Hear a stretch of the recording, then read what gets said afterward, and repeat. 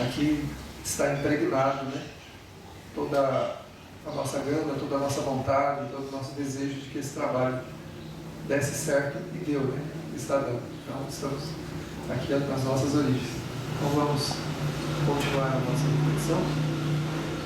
Nós estamos ainda trabalhando a abnegação e a humildade, que faz parte do capítulo a respeito dos sentimentos, né? Estamos trabalhando a abnegação e a humildade. Relembrando apenas a conceituação que nos foi apresentada pelo Joana de Ângeles, né? Que a abnegação é a capacidade que a gente tem de auxiliar até mesmo com sacrifício, ou seja, sacrificando a nós mesmos aquilo que a gente porventura tenha de mais necessário a benefício do semelhante, né? Nem sempre a nossa entrega no campo do bem, no campo das necessidades humanas, né, em relação ao semelhante, passa pela abnegação. Nós até conseguimos dar esmola, conseguimos até dar alguma coisa a alguém, conseguimos suprir a necessidade de alguém, mas abnegar-se é alguma coisa a mais, né? A abnegação, ela passa pelos sentimentos mais nobres que a gente tem e vai à entrega de tal forma que a gente consegue fazer isso até com sacrifício, mas com uma característica, sem se sentir sacrificado. Porque quando, de alguma maneira, a gente cobra o que dá, lamenta porque fez, reclama, faz algum comentário que seja, de alguma maneira, por aquilo que a gente passou, entregou para alguém, isso não é abnegação. A gente pode dar até esmolas, e esmola a gente dá reclamando. Às vezes a pessoa bate lá na porta da casa da gente, a gente sai lá, entrega alguma coisa, e se não fala, pensa, né? Poderia estar trabalhando, o que está fazendo na vida aí, desocupado, né? Sempre temos um pensamento que mancha, né? Tisna a nossa doação, não deixa ela ser espontânea, não deixa ela ser uma doação de alma. O que nós fazemos para os outros um dia, para que se torne a caridade pura, vai ter que passar pela abnegação, que é o sacrifício, ou seja, onde a gente sacrifica-se pelo semelhante e não se sente sacrificado, não se sente pesaroso por ter feito isso. Então, isso é a abnegação. Então, a abnegação é um sentimento que poucas vezes nós manifestamos. E tem na Terra os abnegados, os espíritos que passaram por aqui e deixaram marcas profundas de abnegação, de entrega tão grande, tão sublime, né? Doando inclusive a própria vida, né? Alguns com a doação da própria vida. E nunca lamentaram ou se sentiram sacrificados pelo que faziam. Então esse é um sentimento que nós estamos tentando conquistar, né? Porque toda vez que nos sentimos sobrecarregados, né? Toda vez que a gente se sente pesaroso por estar carregando um determinado peso que nós chamamos de fardo, né? Você é o fardo da minha vida, essa situação é isso, aquela situação é aquilo. Nós estamos por enquanto dando esmolas, estamos por enquanto fazendo o que nós equivocadamente chamamos de caridade. Na verdade, a caridade, ela é abnegada. E o sentimento seguinte que a Joana está trabalhando é a humildade, que é justamente a capacidade de colocar-se diante da vida com simplicidade, sem exigir de nada, de ninguém, de quem quer que seja, qualquer coisa, e fazendo sem julgar, inclusive, né? Sem fazer julgamento, né? Tem um celular ligado aí. Então a abnegação, a humildade é essa simplicidade do trato, né? Da gente se colocar-se para um semelhante de maneira simples, sem criar dificuldades, né? Mas também não é aquele sentimento que é confundido com a subserviência, ou seja, com a pessoa não ter vontade própria. O humilde tem vontade sim, inclusive manifesta a sua vontade. Ele diz o que pensa, o que sente, o que quer, o que não quer. Alguém, dá para colocar, está localizado, sei lá? Parou. Então vamos lá. Senão nós perturbamos a concentração do ambiente. Então vamos lá. Então, o humilde não é o subserviente, né? O subserviente é o escravo, porque o escravo não tem vontade, né? O homem humilde, ele tem vontade, ele manifesta. Ele, eu penso assim, eu sinto assim, essa é a minha vontade, esse é o meu desejo. Mas sem violentar a vontade do outro, sem querer impor as suas ideias, suas vontades, seus sentimentos. Isso é humildade.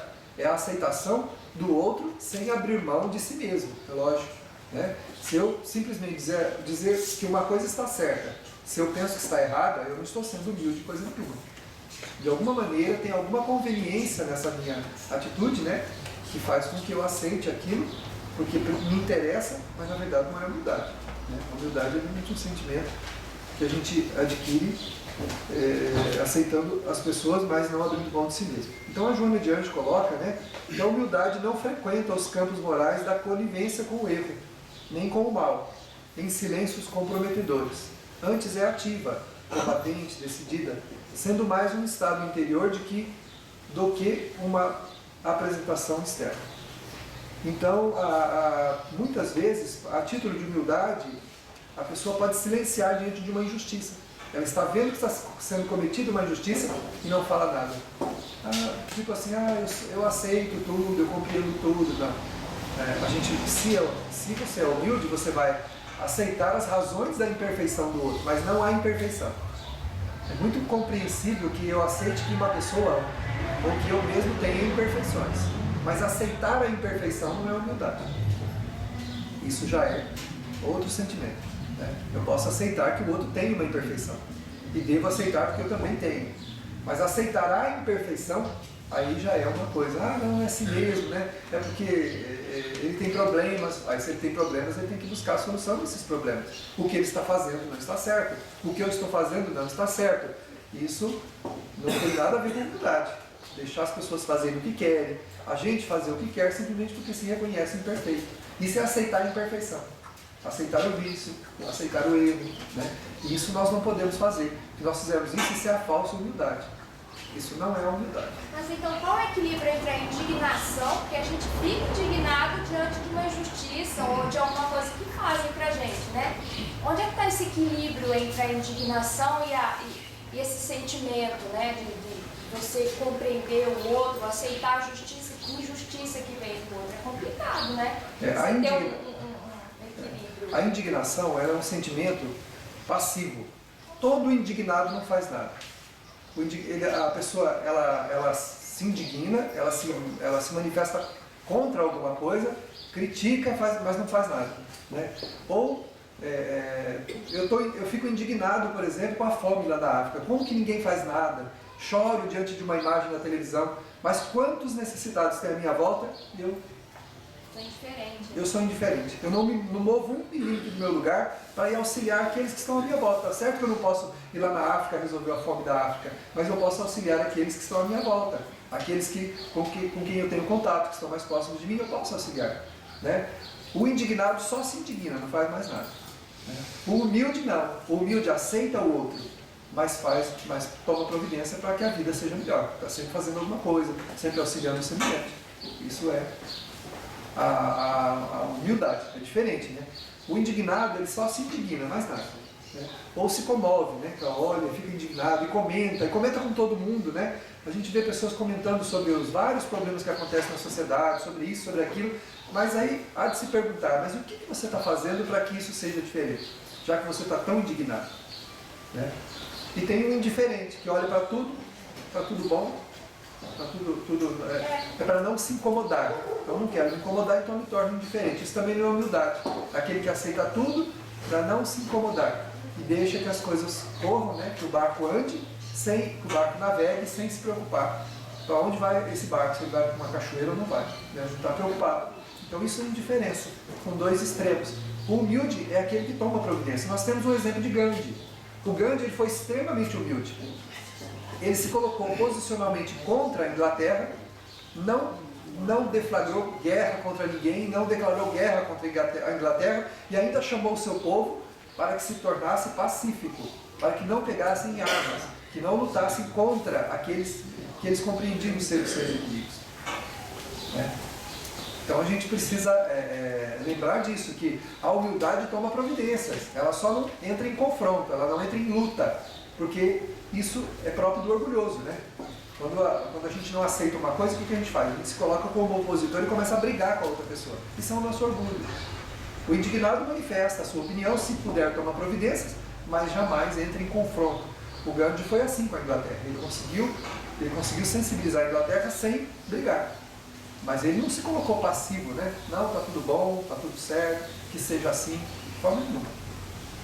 Então, O Chico Xavier dizia isso, né? Quando ele era criticado pelas religiões no início da sua missão, até grande parte da caminhada da sua vida, ele foi muito criticado, né? Diziam que ele era discípulo do demônio, que ele isso, aquilo. Ele dizia assim, olha, eu posso respeitá-los, mas não aceito as suas ideias, né? Então ele permaneceu fazendo o que ele tinha que fazer. Por falsa humildade, ele podia abandonar tudo, já que eu estou incomodando as pessoas, então não vou fazer, né? Então não vou fazer. Davi, muitas vezes a gente se sente indignado e vendo fora, né? E aquela prova está bem dentro da nossa casa, né? Bem próximo. Sem dúvida. Sem dúvida. Você pode ser indiferente com aqueles que estão à sua volta, né? Não percebendo, né, as necessidades do outro. A atitude de ser humildade. Não me envolvo com nada, não vou brigar com ninguém, não vou arrumar indisposição com ninguém, né? Mas não é questão de arrumar indisposição, é questão de se preocupar, de estar enxergando, né? Uma coisa, como uma mãe que nos procurou há algum tempo atrás, com um filho, ela estava com um filho extremamente envolvido com droga, né? E ela, chorando muito na entrevista, ela disse que ela queria muito ajudar o filho, mas que o filho não aceitava essa ajuda. Ele continuava, por mais que ela falasse, por mais que ela se dedicasse a ele continuava usando a droga. E ela disse assim, o meu marido, ao contrário, ele queria expulsá-lo de casa, queria banir-o, jogar a roupa dele na rua, mandar ele embora. Ela disse assim, eu nunca disse para o meu filho que ele estava certo. E todos os dias, eu sempre disse a ele, briguei com ele, falei com ele, marquei consultas para levar ele ao médico, marquei consulta com terapeuta, com psicólogo, psiquiatra, mas ele não vai. Mas eu vou continuar lutando. Um dia eu levo ele, um dia eu consigo. Ou seja, ela não execrou o filho da vida dela, não cortou o filho da vida dela porque ele não é o que ela imaginava que ele deveria ser. E por orgulho a gente faz isso, a gente quer afastar da nossa vida as pessoas que não pensam como a gente, que não sentem, que não fazem o que a gente quer, né? A gente desiste delas. O humilde não desiste. Continua manifestando a sua indignação, a sua não concordância com aquele comportamento, mas permanece auxiliando. Né? A não ser que essa permanência possa estar causando-lhe males, né? Violentando a sua vontade, violentando a sua vida, aí sim. Né? O Evangelho segundo o Espiritismo fala que no campo das relações humanas, mesmo o divórcio, se chega a um ponto da relação partir para a violência ou de algum tipo de sentimento que está colocando a pessoa num estado profundamente deplorável, é melhor que separe, porque já está separado mesmo. Ou seja, já foi desligado. Ficar numa situação dessa, permanecer dentro de uma relação desta maneira, é autoviolência. Isso não vai levar os dois a lugar nenhum, e o que é pior, pode criar um comprometimento que para resolver é muito pior do que a separação. Se você passar a odiar uma pessoa, para você reconquistá-la, você vai levar várias encarnações complicadas, complexas, com muita dificuldade, para poder se reaproximar daquele coração outra vez. Né? Então, às vezes a separação permite que o espírito depois se reencontre, acerte uma forma de resolver a situação. Agora, se passar a ter sentimentos de raiva, de ódio, né? E quantos crimes não acontecem, né? Dentro de relações assim? Então, é preciso pensar, né? Aí já não é sacrifício. Porque o sacrifício é quando a gente se sacrifica e não se sente sacrificado. Eu conheci uma pessoa que tinha ela tinha um esposo que era profundamente complicado, tudo, e ela fazia serviço pra gente lá no meu departamento, lá no meu trabalho.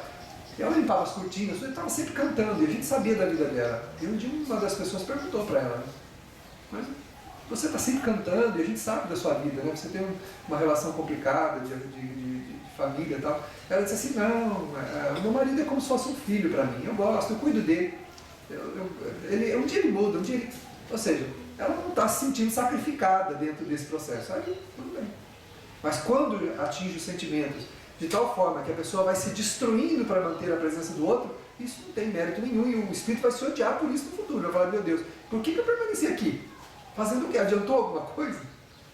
Porque a gente acha que vai mudar o outro, né? Que vai melhorar a outra pessoa, que vai mudar. Ninguém muda ninguém.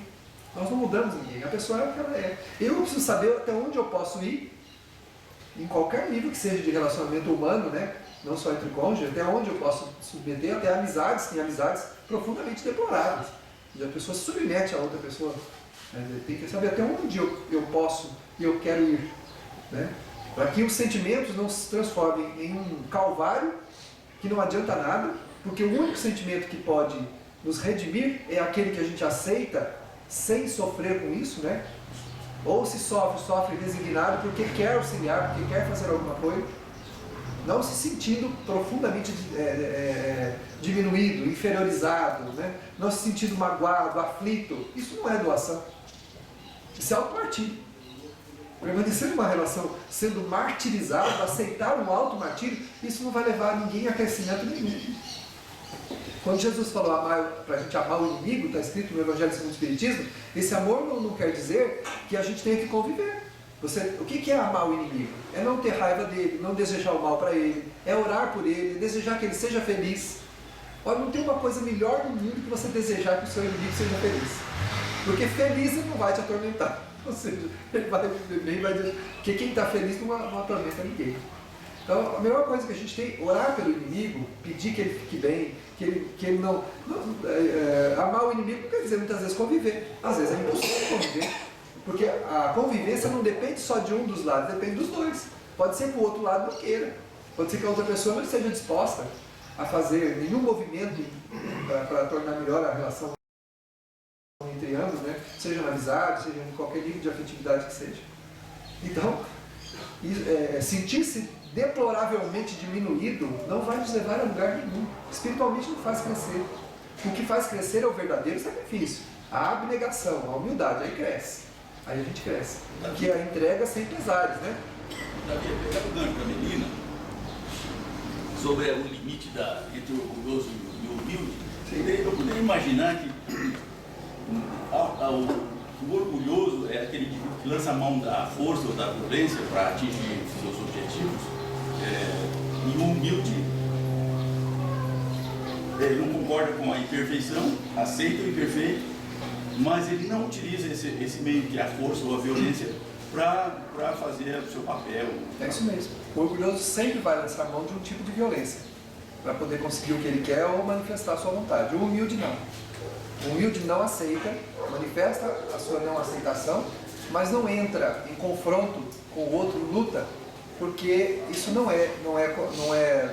uma forma de violentar a vontade do outro, né? Quem entra em luta está violentando o direito e a vontade de pensar do outro. Então, o humilde resolve as coisas pacificamente. E se não for possível resolver, ele permanece na sua posição, caminhando tranquilamente, sem necessidade de sentir-se agastado com isso, né? O orgulhoso sente-se magoado. O humilde não. O humilde compreende e prossegue, né? Vamos supor, se os grandes homens da humanidade, os que fizeram grande bem à humanidade, tivessem parado para se defender dos seus detratores, eles não teriam saído do lugar. Mas por humildade, o que eles fizeram? Continuaram fazendo o que estavam fazendo, dizendo: o que eu quero fazer é isso, o que eu aceito é isso aqui, o que está certo é isso, então eu vou continuar. E foram embora, sem entrar em luta, sem responder, inclusive, né? Perguntaram ao Chico uma vez: o Chico, mas estão falando horrores a seu respeito, você não vai se defender? O Chico, mas eu estou me defendendo. Não, Chico, você não está defendendo, não. Estou sim. Eu estou trabalhando. É isso. A defesa do humilde é o prosseguimento da sua vida, do seu trabalho, do seu pensamento, do seu sentimento, né? Que pode, algumas vezes, também estar equivocado. Assim como nós desejamos que os outros respeitem as nossas condições, também temos que respeitar os outros, né? Isso é um ato de humildade. É um ato de você. Agora, há uma diferença entre aceitar o imperfeito e aceitar a imperfeição. Eu não posso dizer que eu posso aceitar o alcoólatra, mas achar que o alcoolismo é uma coisa normal e natural, aí já é uma estupidez, né? Aceitar aquele que usa droga, mas agora aceitar a droga como uma coisa natural, também não dá para aceitar. Aceita o mentiroso, mas aceitar a mentira já é complicado. Por isso que a gente tem que separar muito bem a pessoa do seu vício, né? A pessoa do seu comportamento, porque nós temos que amar o ser humano. Isso Jesus ensinou. Ele comeu com as prostitutas, ele entrou na casa dos cobradores de impostos, ele conversou com todos os segmentos da sociedade que eram execrados da época. Ninguém, de maneira nenhuma, ousava ter contato com essas pessoas. Ninguém. E ele teve contato. E foi questionado por isso. Aí ele respondeu o quê? Os sãos não precisam de médico, né? O que a minha presença diante de uma pessoa que eu entendo que está fazendo alguma coisa equivocada pode fazer? Se eu acredito que o meu pensamento está correto, eu posso colaborar com o meu exemplo para que essa pessoa mude o pensamento dela. Assim como os outros colaboram comigo também, com os seus exemplos, para que eu mude o meu comportamento também. Agora, mudar o outro a gente não vai mudar. Jesus não mudou ninguém. A única coisa que ele fez foi ensinar e exemplificar. Ele não mudou ninguém. Não consta que Jesus tenha feito um milagre da modificação de caráter de ninguém. Não bateu lá numa varinha de condom e transformou aquelas pessoas em outras pessoas. Ele não fez isso. As curas que ele fez foram todas físicas. Tinha uma pessoa que estava possuída por um espírito inferior, ele libertou a pessoa. O outro estava lá com uma ferida, tirou a ferida. O outro estava leproso, tirou a lepra. O outro estava cego, voltou a enxergar. Agora, não consta que Jesus bateu numa varinha e transformou um mentiroso, um publicano, um cobrador de impostos, numa pessoa de bem. Agora, transformarem-se com ele, sim. O Zaqueu desceu da árvore, estava lá em cima e não era um cobrador de imposto, uma pessoa indigna. O que ele fez? Ao sentir o magnetismo de Jesus, o exemplo do mestre e o seu magnetismo de amor, o que ele fez? Ele se arrependeu imediatamente. Desceu, foi lá e resolveu os problemas. Devolveu para aqueles que tinham que devolver o que ele tinha roubado e pronto. Mas não posso que Jesus tenha feito o milagre da modificação do caráter de ninguém, porque isso a gente não vai fazer. Mas aceitar as pessoas como elas são, respeitá-las, amá-las mesmo assim é um dever nosso. Sem abrir mão do nosso pensamento, do nosso sentimento e sem fazer a vontade, inclusive, né? Porque fazer a vontade do outro a título de humildade é sempre um grande engano. Isso é autoviolência. É o exemplo que faz a diferença. É o exemplo que faz a diferença, exatamente. Se eu acho que uma coisa que há em mim pode ser bom para a mudança do meu semelhante, eu vou exemplificar. É o meu exemplo. Até porque eu também sou imperfeito. E as palavras podem ser contradizidas. Só o exemplo não chama a atenção dele. A gente ter que falar alguma coisa, isso é ajudar também? Sim, pode falar. Porque a gente não pode impor. Porque às vezes a pessoa está fazendo e não está percebendo que está errando. A gente pode falar. O que a gente não pode fazer é criar condições, né? Ou seja, eu só vou conviver com você se você fizer o que eu estou falando. Aí a gente está impondo, né? Você está colocando condições. Igual aquela mãe que disse. Ela não aceitava a droga do filho, das coisas, do uso da droga que o filho usava. Mas ela disse assim, eu vou permanecer com ele até o fim da vida dele. Enquanto eu puder lutar por ele, eu vou lutar. Vou tentar ajudá-lo. Ele está errado. E eu vou tentar auxiliá-lo. E uma vez disse a benfeitora, Maria Dolores me disse que a mãe, geralmente, né, o pai também, mas mais a mãe, ela vai até a beira do túmulo para tentar salvar o seu filho. E se preciso for, ela faz todos os esforços. E se não puder, e ela o ver tombado ali, já sem vida, ela vai chorar do lado dele, mas não de remorso. Vai chorar de saudade antecipada dele. Vai chorar da falta que a sua presença vai fazer para ela. Porque não tem pesares na consciência, porque fez tudo que podia. Né? E um dia, esse filho, a benfeitora disse, quando ele tiver às vezes um sofrimento muito grande, e precisar sair daquela viciação, já como espírito, ele tiver que sair daquela condição, na condição mais abjeta que ele tiver, de quem que ele vai se lembrar e do que, para poder ter como ponto de partida para o seu recomeço. É justamente o sentimento de amor que ele recebeu. Ele vai lembrar, alguém me amou. Se eu fui amado, então o amor existe. Então eu posso recomeçar. Aí ele vai usar esse amor. Por isso que o Evangelho segundo o Espiritismo diz que não há nenhum bem é perdido, né? Não existe semente que a gente que não germine. Pode não resolver nessa encarnação, mas na próxima, na outra, um dia aquela semente que você lançou naquela alma, aquilo vai florescer. Aquilo vai germinar, vai crescer, vai florescer. Né? Não existe bem perdido. O Espírito vai aproveitar aquilo em algum momento. Em algum momento da sua solidão, porque tem uma coisa, né? Aqui no mundo a gente se envolve com muita coisa, a gente se distrai, né? cria artifícios para poder se livrar da consciência, mas quando a gente se vê sozinho, consigo mesmo, embora no meio de outros tantos no mundo espiritual, onde a consciência chama o Espírito a fazer a sua revisão, isso não existe, como as religiões pregam, que tem um tribunal, que Deus vai castigar, vai botar um para lá, outro para cá, nada disso. Esse tribunal é íntimo, é interior. Quando você desprende do corpo, você vai fazer o quê? Uma reflexão de si mesmo. Quando o Espírito se vê diante desse tribunal, aí não tem como justificar. Aí ele vai ter que olhar a sua vida e verificar onde foram os seus pontos de engano. E o que ele recebeu para ter mudado a sua vida. Então ele vai ter que repensar cada uma dessas etapas da sua vida. E aí, o que ele recebeu de bom, ele vai utilizar para fazer o seu recomeço. Por isso que o exemplo tem valia sim. As palavras valem sim. Mas nunca podem ser acusatórias, nunca devem ser impositivas, elas precisam ser sugestões. Dizer que nós educamos as pessoas, educamos os filhos, é um grande engano. A gente colabora com a educação daquele espírito, oferecendo o nosso melhor. Mas ele vai se educar se ele quiser. Tanto que pais bons muitas vezes têm filhos desequilibrados. E tem pais desequilibrados que têm filhos bons. Porque é o espírito que se educa e aceita ou não. Não é o outro que dá a educação a ninguém. Ninguém educa ninguém, né? Nós somos espíritos milenares. Quantas encarnações já vivemos? Já viemos de um passado carregado de vícios, também carregado de coisas boas, que hoje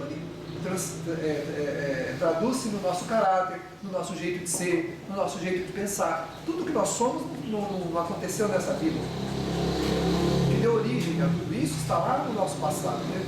É um acúmulo de aprendizado, de vivências, que hoje manifestam o que nós somos.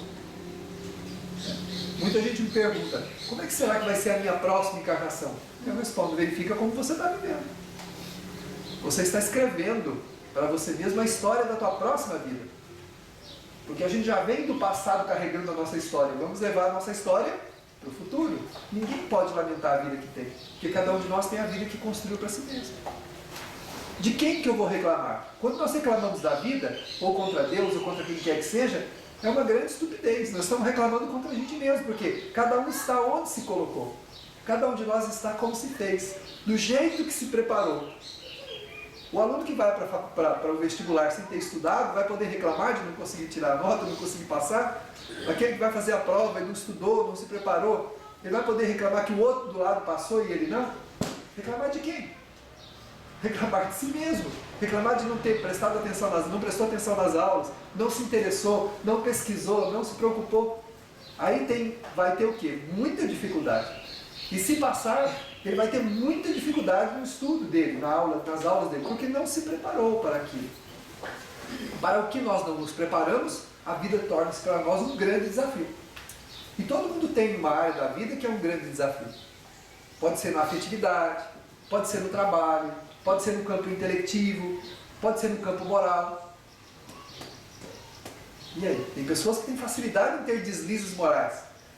Tem paixões muito exacerbadas na sua natureza que facilitam o descaminho, né? A procurar coisas indevidas na vida. Outros, por mais que se esforce, o trabalho nunca dá certo. O trabalho não dá certo, o outro vai fazer uma coisa e faz outra, e a coisa não engrena, né? Não anda, não vai. E só dá para sobreviver. Pois é. O outro na área intelectiva, nossa, como eu gostaria de estudar, mas não sei, minha cabeça não dá. A pessoa fala, a cabeça não dá, e eu tento, e eu procuro, e eu faço, não vai, né? E vai, e assim por diante. Então, onde tem para nós um limite, é onde a gente precisa trabalhar mais, porque são as nossas dificuldades do passado que nós trouxemos. Quem agiu mal no campo da inteligência, vem com a inteligência limitada. Quem se viciou moralmente no passado, traz o vício completamente aflorado na alma, facilitando-lhe os caminhos errados. Aquele que não se preocupou com o trabalho, que viveu à custa do trabalho do outro, que só viveu dos esforços alheios, vai ter o quê? Vai ter dificuldade de se estabelecer também no campo do trabalho. Primeiro que não vai ter nem vontade de trabalhar, né? Mas a vida vai impulsionar, ele vai ter que fazer alguma coisa. E essa alguma coisa nunca vai ser fácil. Ela vai ser difícil. Porque a gente precisa criar essas disposições na alma para que a gente possa depois carregar isso para sempre conosco, né? Então, reclamar de quem? De nós mesmos. Né? Eu tenho um amigo que fala assim, acho que Deus não foi com a minha cara quando eu nasci. Ô, vida complicada a minha, né? Deus não foi com a minha cara. Não, meu filho, não foi Deus que foi com a sua cara. O problema está em você, está em mim, está no outro, está em todo mundo. Cada um tem uma limitação. E percebendo essa limitação, é aí que a gente tem que dar maior atenção. Né? Percebendo a limitação, é aí que a gente precisa trabalhar aquele campo para que numa outra experiência futura, numa outra vida, porque nessa vai ser assim a vida toda, pode melhorar, mas ficar completamente do jeito que a gente quer, talvez nós não consigamos isso. Mas para uma próxima encarnação a gente pode carregar de forma inata o aprendizado feito agora. No campo do bem, por exemplo, o Dr. Bezerra fala assim, mas a gente pode aplicar isso para tudo. O Dr. Bezerra diz assim, pratica o bem com todas as tuas forças, toda a tua vontade, por uma vida inteira. Olha a colocação dele, por uma vida inteira. Para que numa próxima encarnação o bem te seja inato. Ou seja, nasça com você a predisposição. Aquela força que a gente vê em algumas pessoas para fazer isso, para fazer aquilo, a gente acha que aquilo foi um presente de Deus, né? É uma herança do Espírito, ele se preparou para aquilo, ele tem aquela gana, ele tem aquela força, mas ele construiu. Se eu sentar na frente de uma academia, pagar lá a mensalidade, ficar lá sentado vendo os outros fazer exercício, eu vou conseguir alguma coisa? Eu vou me melhorar, vou me condicionar? Né? Eu tenho 60 quilos para carregar, mas não consigo, não dá. Mal consigo arrastar. Eu já sei o que eu vou fazer, vou entrar numa academia. Aí entro, pago a mensalidade e fico lá na frente olhando. Aí vou lá tentar pegar de novo, não consigo. Agora, eu preciso ir lá fazer os exercícios. Aí eu vou catar aquilo com uma mão só, vou levantar e vou embora. O peso diminuiu? Não, o que aumentou foram as minhas. O que aumentaram foram as minhas forças. Né? Então as forças morais ou as forças de qualquer nível que seja nesta vida, elas são desenvolvidas por nós, espíritos, artífices do nosso próprio destino. Diz o Espiritismo, vocês são artífices do vosso próprio destino. Deus nos ajuda, nos conduz, mas Ele não faz por nós. Não adianta ficar pedindo graça aos céus. Não adianta a gente acreditar no que muitas vezes algumas denominações religiosas dizem, que basta você ter fé que está tudo resolvido. Fé e trabalho, fé e luta, fé e esforço. Ajuda-te e o céu te ajudará, está lá no Evangelho de Jesus. Faz a tua parte. Né? Se eu não fizer, não cai nada do céu para não. A gente vai ter que se esforçar muito, né?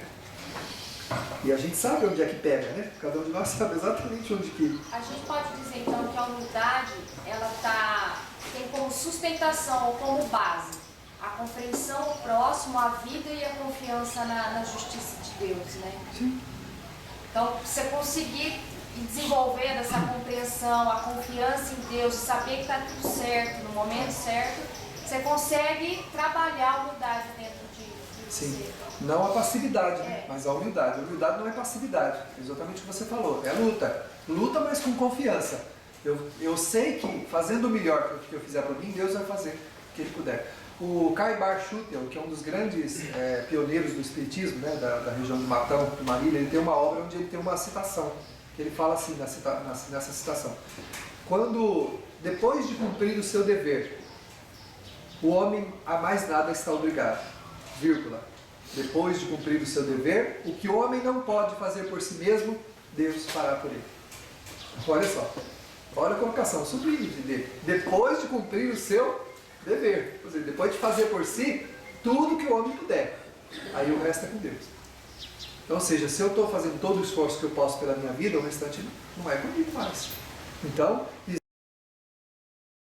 existe aí algum limite kármico ou algum limite reencarnatório que não me permite ir além. Não está me permitindo ir além, tem algum limite. Agora, dilatar esse limite não é mais comigo, é com Deus.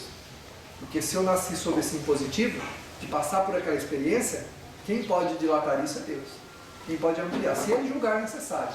Pode ser que aumentar esse limite que eu estou querendo seja a minha perdição. Comentávamos outro dia, uma pessoa fala: eu queria tanto ganhar na loteria para ter um dinheirinho a mais.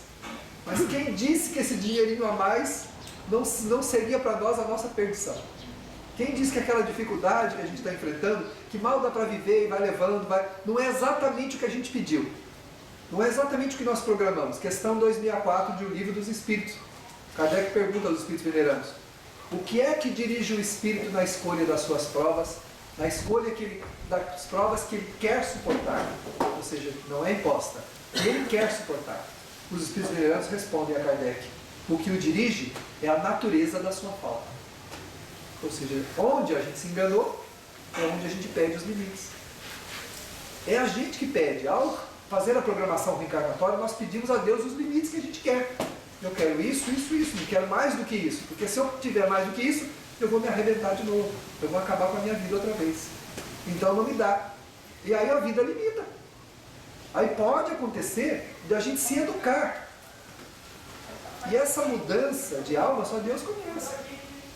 Só Deus conhece esse limite.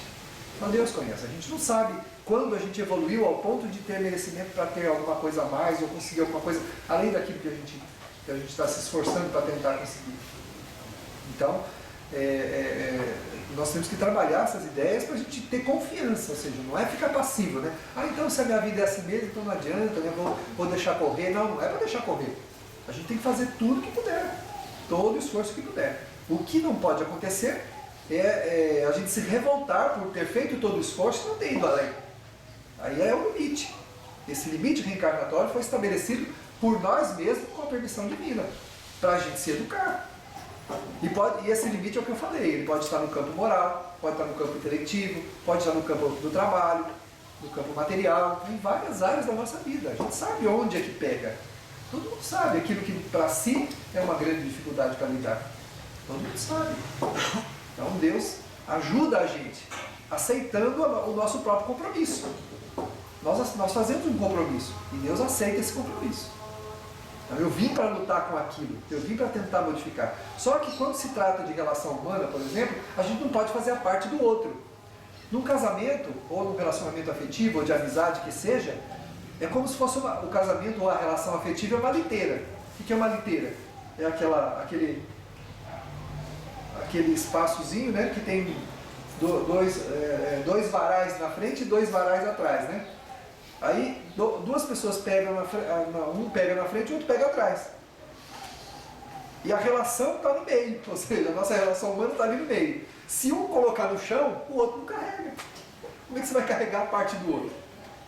Não tem jeito. Toda relação humana, em qualquer nível que seja, é uma parceria. Se a outra pessoa desiste, eu vou para onde com a minha parte? Não vou para lugar nenhum. E aí a gente acha que a influência dos espíritos, né, que fizeram mal. Muita gente me pergunta, será que fizeram algum trabalho? Fizeram, meu filho, deixou de fazer um trabalho. Alguém deixou de trabalhar pela sua relação. Um dos dois ou os dois não trabalharam a sua própria relação, não trabalharam os seus sentimentos. Porque quando nós nos relacionamos com as pessoas, em qualquer nível que seja, nós colocamos em voga o quê? O que vale ali? O sentimento. Os sentimentos, eles precisam ser trabalhados constantemente para que essa relação dê certo, em qualquer nível que ela se estabeleça. A base da nossa vida é o sentimento. Então, se eu não trabalho, se eu não cuido desses sentimentos, o que vai acontecendo?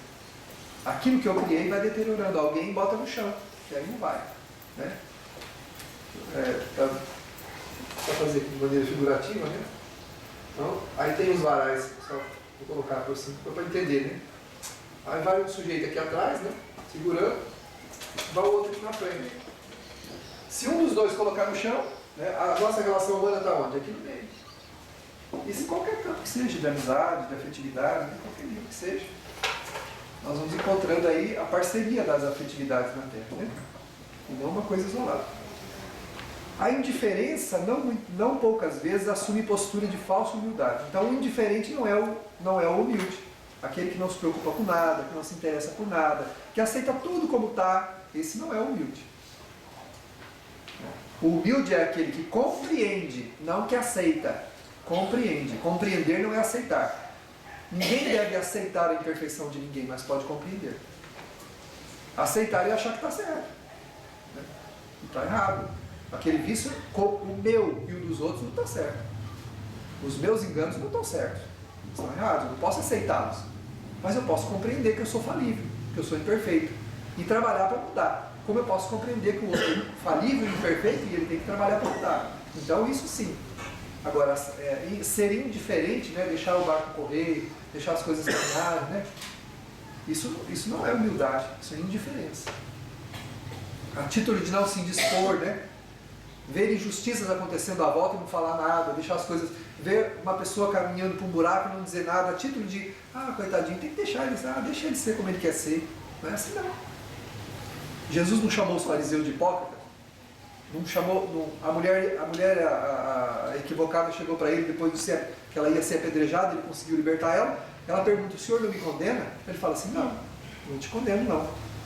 Mas vá e não peques mais, para que não te aconteça coisa pior. Então, ou seja, ele aconselhou ela. Ele não foi conivente com o erro dela. Ele falou, não, minha filha está certa, é assim mesmo, a gente é imperfeito, viu? Tranquilo, vai. Né? Não, eu não te condeno. Mas eu posso te compreender, agora vai e não erra mais. Porque senão as coisas podem ser piores. Foi Jesus, o terapeuta da humanidade. Quer dizer, todo o código de moral e ética humana está no Evangelho de Jesus. Está nos ensinamentos dele. Se a gente observar ali, nós vamos encontrar diretriz para a nossa vida inteira. Né? E ele chamou os fariseus, que iam cumprir no dia de sábado, e porque isso, porque aquilo, Jesus falou, o que adianta? Vocês são bonitos por fora e podres por dentro? Vocês expoliam as viúvas, vocês mentem, vocês fazem coisas erradas. Vocês só têm aparência de beleza, por dentro vocês são podres. Ele explicou, aconselhou eles, né? Chamou eles à razão. Então, a título de humildade, não é a gente aceitar as coisas erradas como se elas fossem certas, não é isso. A gente pode compreender. E a compreensão, muitas vezes, não é nem permanecer do lado, não é nem permanecer sendo conivente com o que a pessoa está fazendo. Mas é compreendê-la, não ter raiva da pessoa, não ter ódio, não ter ressentimento. Né?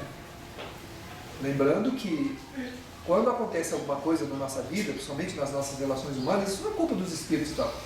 Espírito nenhum consegue nos influenciar sem que a gente dê subsídios para que ele nos influencie.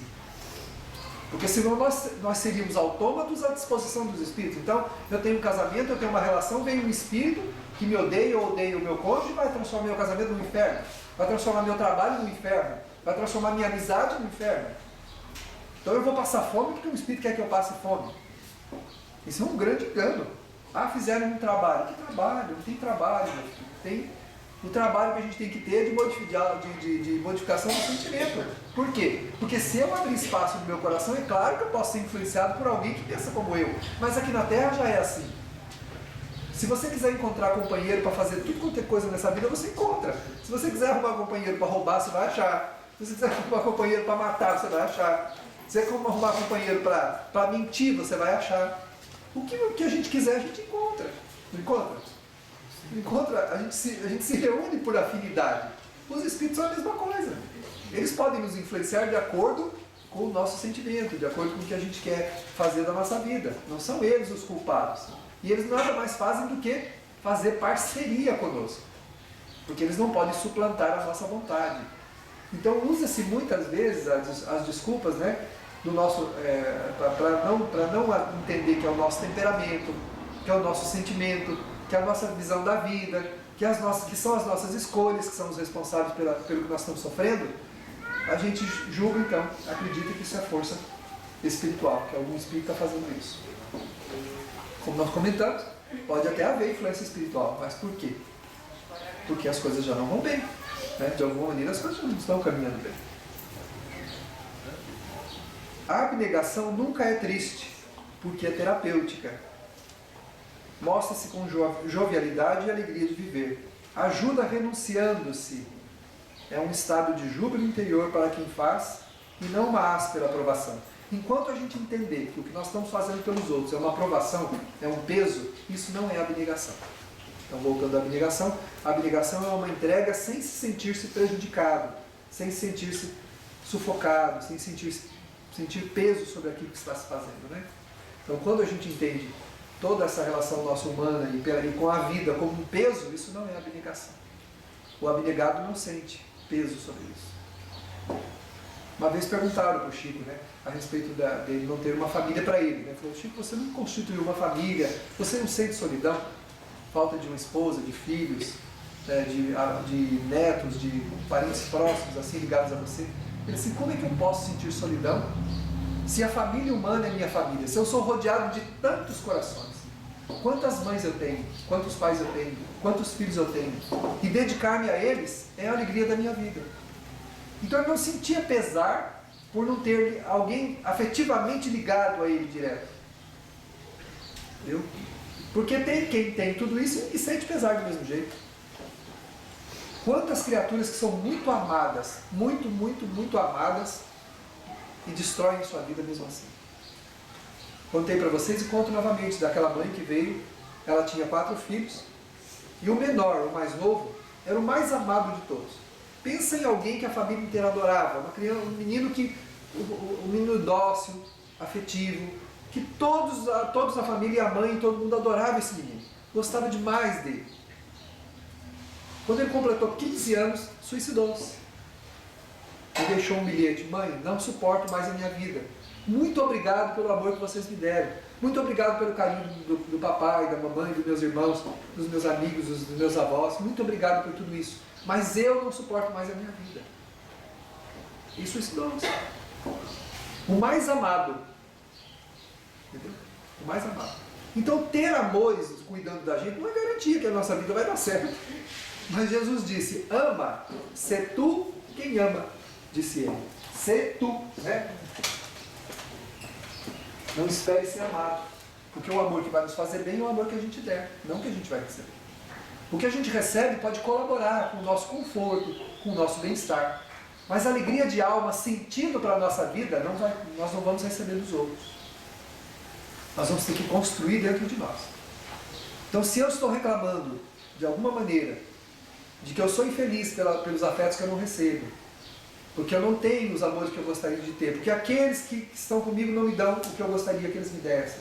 Se esse é o meu lamento, eu estou profundamente equivocado. O mal que me faz mal é o mal que procede de mim. São as lacunas que eu trago na alma, provindas de afetividades que eu não construí em outras vidas, que me expõem hoje à carência de querer receber alguma coisa de alguém. E quando recebe não faz sentido para mim. Como esse menino. Ele era muito amado, mas ele não tinha o quê? O auto-amor, o amor por si mesmo. Era um espírito altamente endividado no campo da afetividade, que veio rodeado de afetos para ver se ele conseguia construir um afeto por ele mesmo.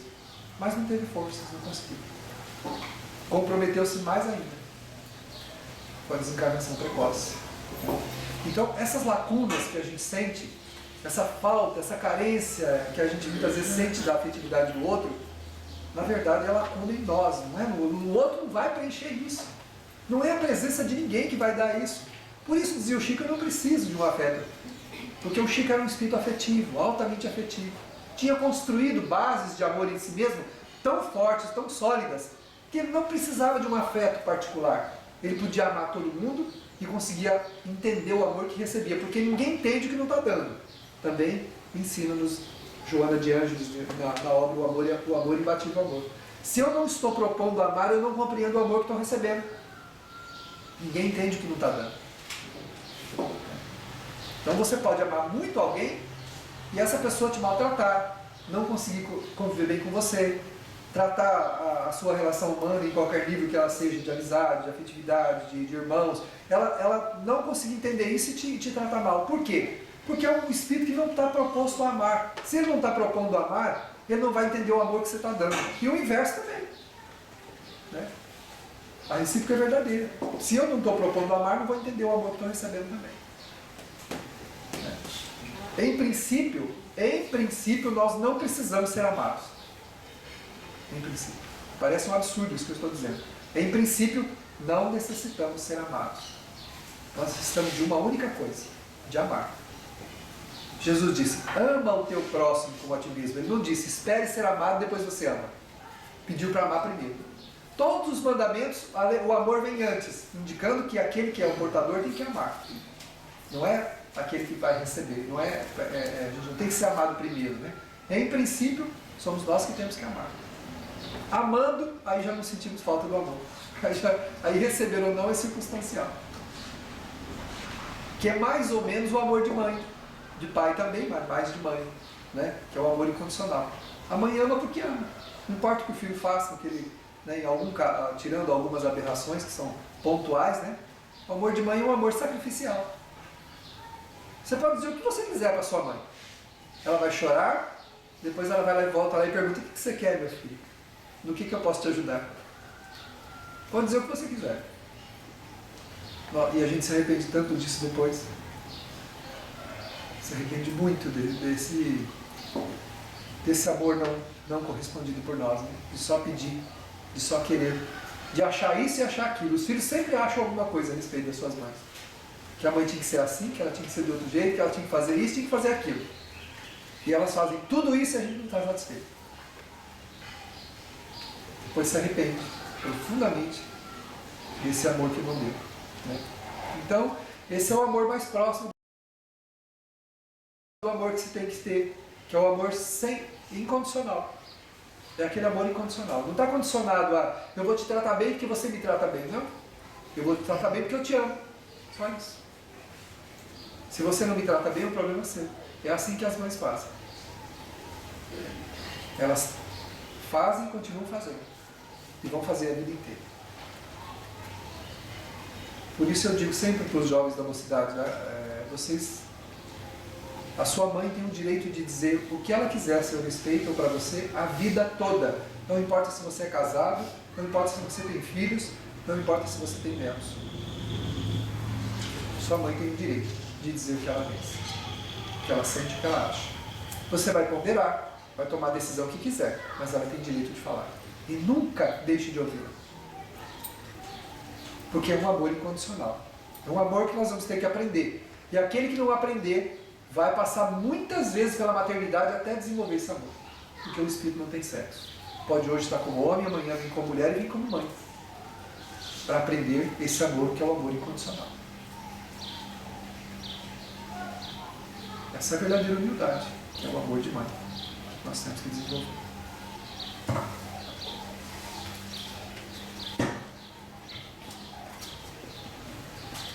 A humildade é cativante, sem aparência. Ou seja, o humilde não aparenta que é humilde, ele é humilde.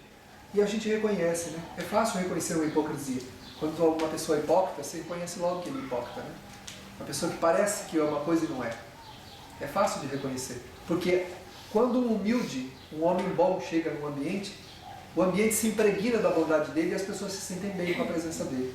O falso, o humilde, não, é o contrário. Alguma coisa destoa e as pessoas sentem e percebem.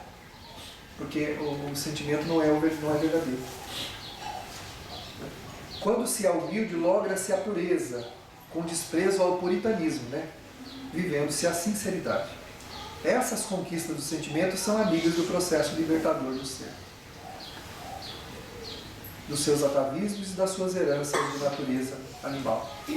O amor legitima-as, irradia-se como a autorrealização planificadora dos sentimentos são. Então, quando nós conquistamos a humildade e a abnegação, no sentido como nós conversamos aqui, nós nos libertamos dos atavismos. O que é os atavismos? Os condicionamentos, os hábitos que a gente trouxe. A gente traz de outra vida muitos hábitos, muitos condicionamentos que enchem a nossa vida de exigências. A gente se enche de exigências e quer isso, quer aquilo, quer isso, quer aquilo, quer aquilo. Esquece-se que tudo que eu estou querendo eu tenho que conquistar. Se eu quero ser amado, eu tenho que amar primeiro. Se eu acho que a minha vida material não está boa, eu tenho que valorizar primeiro o que eu tenho. E ver aqueles que não têm nada. Ser grato a Deus pelo que tem. Se a gente tiver uma choupana para morar, já é um tesouro. Porque há aqueles que perambulam pelo mundo e não tem nada. Não tem um lar que desespere em lugar nenhum. Ninguém, quando a noite cai, tem gente que quando a noite cai não tem lugar para voltar. Ninguém espera ele em lugar nenhum. Não tem sequer um nome. Ninguém o chama pelo nome. Porque hoje ele bate aqui, amanhã bate ali, ou depois bate lá. Ninguém chama ele pelo nome. Não tem nenhum nome. Não é? Então a primeira coisa para desenvolver, se eu acho que materialmente eu não estou bem, desenvolver a gratidão. Agradecer profundamente a vida que a gente tem. Agradecer tudo o que a gente tem, profundamente. Porque se eu faço isso, eu vou continuar lutando pela minha vida e ganho méritos para talvez ter um pouco mais daquilo que eu tenho e chegar a alguma condição mais favorável, que eu imagino, eu acho que é importante, posso chegar até mais além de onde eu estou. Mas sem ser grato, não.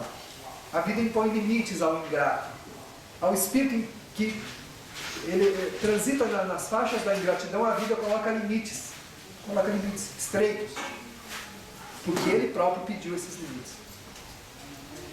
O espírito mesmo pediu esses limites. Não me deixe avançar além daqui porque eu vou falir. Mas grato e com o sentimento modificado, a vida dilata esse limite. Então pode ir um pouco mais, porque você mudou o sentimento. A finalidade da vida é essa. É melhorar o sentimento, é evoluir o sentimento. Evoluídos a gente avança mais, né?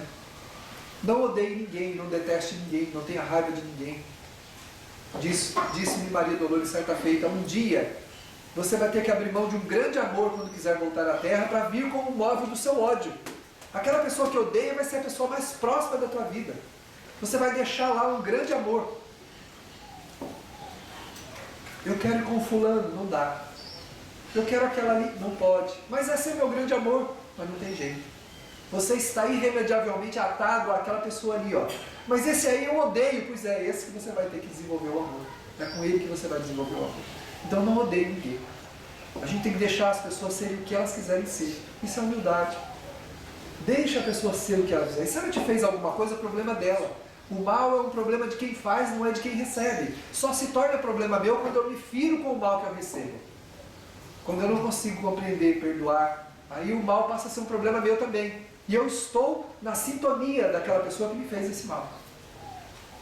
E se eu fiz a alguém, peço perdão. Se o outro não me perdoar, problema dele. Mas eu vou ter resolvido o problema para com a minha consciência. Então ela disse, não faça laços negativos, não crie laços negativos. Porque esses laços vão impedir a felicidade da gente e vão criar limites que vão nos trazer a reencarnação, a vida outra vez, com esses limites, onde eu não vou poder avançar muito além deles. Porque preciso me educar. Antigamente, bem antigamente, quando um filho não dava certo em lugar nenhum, o que o pai fazia? Mandava ele para um internato, um reformatório. Lá ele tinha o quê? O que o reformatório dá para quem entra lá? Disciplina. Limites? Enche-lhe de limites. Pode isso, isso, isso. Mais do que isso não pode. É o que a vida faz conosco. Então não criemos esses limites, né? Vamos pensar a respeito. Vamos lembrar que somos seres afetivos. Que a vida é um campo de afetividade onde nós estamos à semelhança de um jardineiro lançando sementes. Cada uma dessas sementes são as relações que nós estabelecemos com as pessoas. E na grandeza do que pudermos retirar dessas relações, a vida vai nos sorrir com as oportunidades certas, no momento certo, para trazermos a iluminação interior. Ouça, coração amigo, há luzes no caminho. É preciso aguçar as faculdades do coração para vê-las. Hoje só compreendemos e só enxergamos as trevas que nos envolvem e os problemas que nos acicatam a alma. Mas na verdade a vida é cheia de luzes. Deus concedeu-nos oportunidades iluminativas que nós precisamos reconhecê-las. Elas estão por toda parte, sobretudo nas dificuldades que nos alcançam, convidando-nos à reconciliação. Precisamos, em primeiro plano, reconciliarmos-nos conosco mesmo, com nossos próprios sentimentos, modificando-os, transformando-os para melhor. Precisamos perdoar, compreender, dulcificar as nossas relações humanas. O coração sempre bate diferente, pulsa numa celeridade incompreensível quando estamos diante de um inimigo ou de alguém que nos feriu. Mas pulsa com suavidade quando estamos na presença dos nossos amores. Mas seja um, seja outro, eles são etapas de nossa necessidade de solução neste mundo. Devemos nos dedicar a erradicar os sentimentos negativos para termos paz. Que Deus nos abençoe e nos permita verificar nesta vida as luzes que aqui viemos buscar neste mundo para iluminar os recônditos escuros de nossa alma. Obrigado, Jesus. Esteja conosco agora e sempre.